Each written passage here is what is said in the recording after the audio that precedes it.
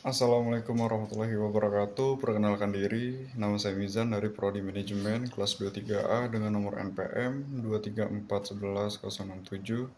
Di sini saya ingin menjelaskan materi tentang manajemen sumber daya manusia.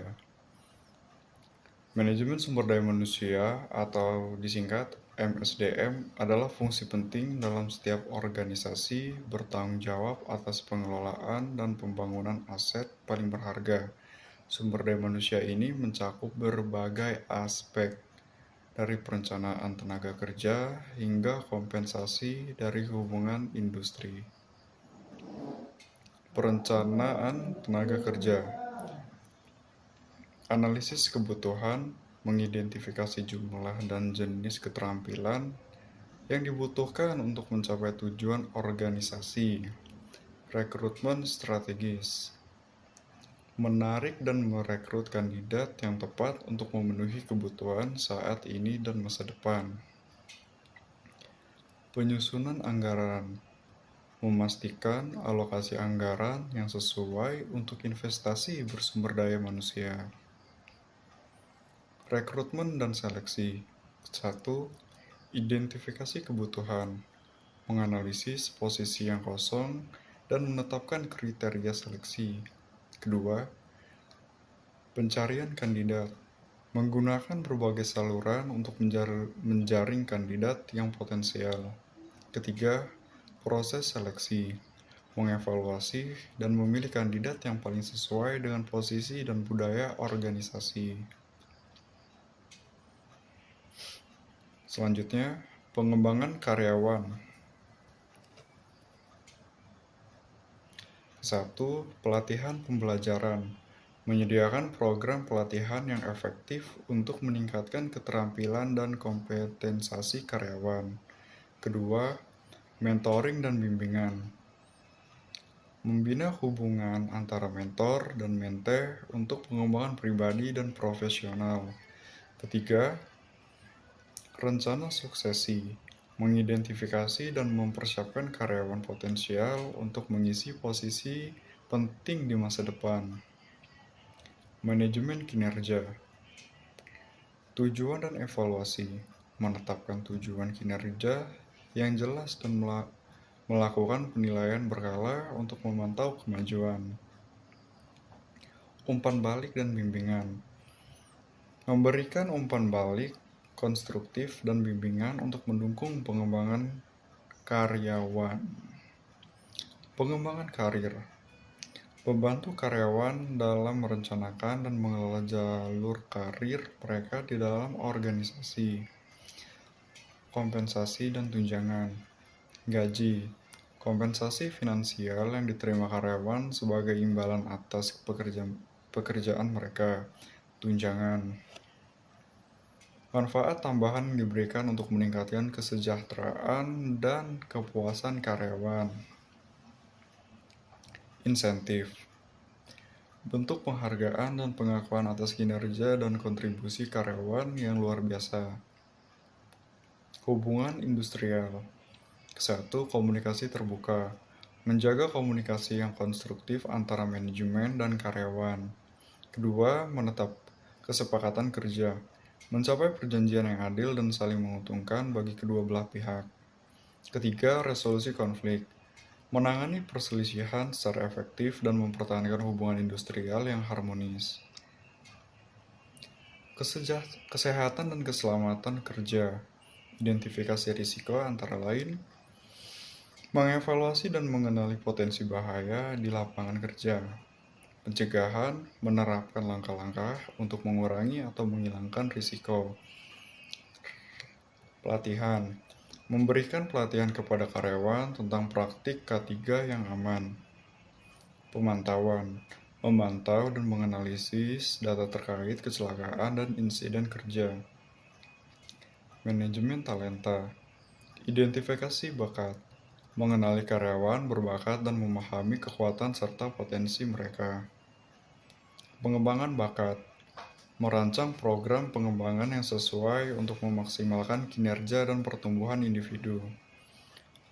Retensi bakat, menyediakan lingkungan kerja yang mendukung dan dan memotivasi karyawan berbakat untuk tetap bergabung. Peran SDM dalam transformasi organisasi, yaitu perubahan budaya, memfasilitasi perubahan budaya organisasi yang mendukung inovasi dan fleksibilitas. Transportasi digital, memastikan kesiapan karyawan dalam mengadopsi teknologi baru dan proses digital. Pengembangan kepemimpinan, membangun kapasitas kepemimpinan yang dibutuhkan untuk memimpin perubahan organisasi. Selanjutnya, peran SDM dalam perubahan budaya di Indonesia yaitu antara lain sumber daya manusia memainkan peran kunci dalam mendorong perubahan budaya di Indonesia. Tim SDM yang terampil terlibat dalam memfasilitasi transisi menuju adopsi praktik dan nilai-nilai baru dalam organisasi. Latar belakang perubahan budaya di Indonesia. Kesatu, globalisasi. Integrasi Indonesia ke dalam ekonomi global telah membawa pengaruh budaya asing yang menantang praktik tradisional. Kedua, kemajuan teknologi. Adopsi teknologi canggih telah mengubah cara orang bekerja dan berinteraksi menciptakan kebutuhan untuk beradaptasi. Ketiga, generasi milenial. Masuknya generasi milenial ke dalam angkatan kerja membawa harapan dan preferensi baru yang harus dikelola. Selanjutnya, dalam perubahan budaya. Resistensi terhadap perubahan.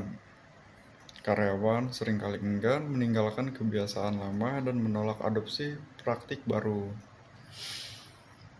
Kurangnya dukungan manajemen. Komitmen dan kepemimpinan dari manajemen puncak sangat penting untuk memfasilitasi perubahan budaya. Masalah komunikasi, informasi yang tidak memadai dan koordinasi yang buruk dapat menghambat proses perubahan. Peran strategis SDM dalam perubahan budaya, yaitu perekrutan dan seleksi. Memastikan orang yang tepat dengan nilai dan kemampuan yang sesuai mendukung perubahan. Pelatihan dan pengembangan. Membekali karyawan dengan keterampilan dan pengetahuan yang dibutuhkan untuk beradaptasi. Manajemen kinerja. Mengevaluasi dan menghargai perilaku yang mendukung budaya yang diinginkan. Komunikasi dan keterlibatan, yaitu memastikan komunikasi yang efektif, partisipasi aktif karyawan dalam proses perubahan. Contoh nyata implementasi peran SDM yaitu antara lain asesmen budaya, melakukan analisis mendalam untuk mengidentifikasi kesenjangan antara budaya saat ini yang diinginkan. Pelatihan kepemimpinan, yaitu pengembangan kemampuan manajer untuk menjadi agen perubahan yang efektif dan memperdayakan tim. Lalu, kampanye perubahan, yaitu meluncurkan inisiatif komunikasi yang kuat untuk membangun pemahaman dan antusiasme terhadap perubahan. Mengembangkan kompensasi SDM. Kolaborasi, keterampilan bekerja dalam tim dan berbagai pengetahuan. Adaptabilitas, kemampuan untuk beradaptasi dengan cepat terhadap perubahan. Inovasi, berpikir kreatif dan mengusulkan solusi baru. Manajemen perubahan, kemampuan mengelola dan memfasilitasi proses perubahan. Lalu selanjutnya membangun budaya organisasi yang adaptif, yaitu kepemimpinan transformatif, manajemen puncak berkomitmen dan menjadi teladan dalam budaya baru. Lalu pemberdayaan karyawan, yaitu melibatkan karyawan secara aktif dan proses pengembalian keputusan. Lalu ketiga, pembelajaran kontinu. Menanamkan budaya peningkatan, berkelanjutan, dan adaptasi terhadap perubahan. Jadi teman-teman, kesimpulannya adalah peran sentral SDM yaitu memainkan peran kunci dalam memfasilitasi dan mengelola perubahan budaya. Lalu keterlibatan menyeluruh. Jadi seluruh organisasi harus terlibat dan berkomitmen untuk mengadopsi budaya yang baru atau yang trending gitu.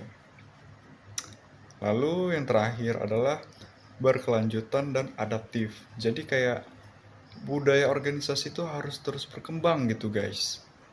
Untuk menghadapi tantangan yang dinamis gitu ceritanya.